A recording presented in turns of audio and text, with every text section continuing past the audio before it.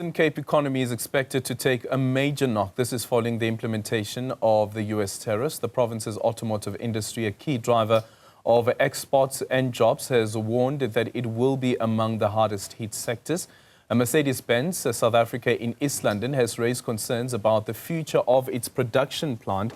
For more on this, we are now joined by the president of the Eastern Cape Chamber of Business, Vuyisile Nhlabathi. A very good morning to you, Vuyisile. Thank you so much for making time for us this morning.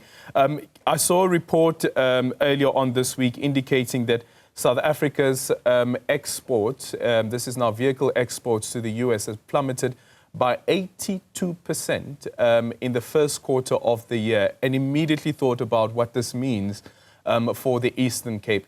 Has the Eastern Cape started to feel the impact of the tariff hikes even before they are implemented, because we know they only come into effect on the 1st of August? Good morning. Thanks for having me. We already have seen the impact here. For instance, in Buffalo City, Mercedes-Benz, they said they're closing for a short time before the announcement. Now, unfortunately, it means it will lead to permanent closure. And the motor industry in the Eastern Cape, we were one of the biggest in the motor industry. And unfortunately now, it means people will be unemployed. And thousands of people in the Eastern Cape, Nelson Mandela, Metro, as well as in Buffalo City. Yeah, and Mercedes-Benz is being exported from East London, Buffalo City. So we are having, in fact, Eastern Cape is the one that is the highest in terms of unemployment. The unemployment rate here in the Eastern Cape, it's at 42%. And the rate in the youth is 54.3%, which means it's going to lead to more crime. And Eastern Cape is one of the poorest province. Now, that is not good news at all. The major employers were the motor industries. Yeah. Speak to us about the extent of the problems that the Eastern Cape's Chamber of Business has identified since this announcement. And I'm also asking this on the basis of Lesotho, which has now declared a national state of disaster because of the job cuts after orders have been cancelled from the United States for products and material coming out of Lesotho. What's the extent of the impact that you have identified so far? Now, at the moment, we're facing the disaster which affected the Eastern Cape. And in fact, it's KZN and Eastern Cape. Eastern Cape was, we had the highest impact. We felt the highest impact on that. But now, once we get the news from the America, now it's not good news for us, definitely. As I said earlier, in terms of unemployment, Eastern Cape were the highest in South Africa, and the youth is 54.3%, which is not good news either. And we are rating high in terms of crime, which unfortunately is going to increase as well. That's the fear we have. I don't know what intervention from the government because we were happy that when the president went to USA to talk to his counterpart, President Trump, we thought that things will ease for us. But unfortunately, there's this serious threat now. And there are some other companies that are supplying these auto industries. Obviously, it's going to be higher, the unemployment. People are going to be retrenched everywhere. We were afraid.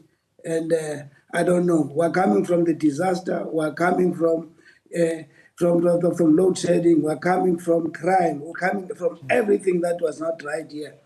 But we don't know. Everything is going to escalate. It's not going to be good news for this province, definitely. Yeah. Unless the government can take some drastic actions and do something for the Eastern Cape, because we do have factories that are lying here, they are empty, doing nothing. So we need industries on this side, unless we can do that intervention. Yeah, and the industry employs over 100,000 people. And as you said, that the majority of those people are in the Eastern Cape. On top of that as well, Goodyear, which is a tire manufacturing company, also announced that it will be shutting down its manufacturing plant in Nelson Mandela Bay, 900 jobs at risk there. And then on top of that, you have the natural disasters that have impacted the Eastern Cape, coming out of that disaster from last month as well. The impact that critical infrastructure that has been destroyed is having on business, and also the ability of business to be resilient. Obviously, now it stands to reason that the small business, SMEs, the future is no longer bright, it's bleak at the moment, unless there's some other interventions. Now, you talked about Goodyear. We know that company, it has been there. I think even before I was born, it was been there for many, many years. But it has closed. It was employing lots of people.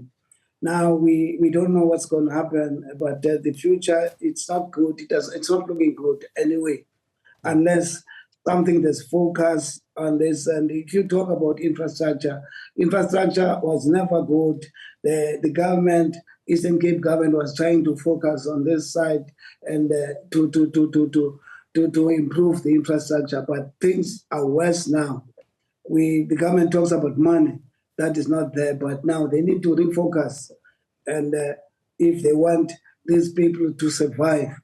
Otherwise, it's going to be it's criminality that is going to flourish. Do you think that a disaster should be declared in the Eastern Cape as well, with the unemployment rate being as high as it is?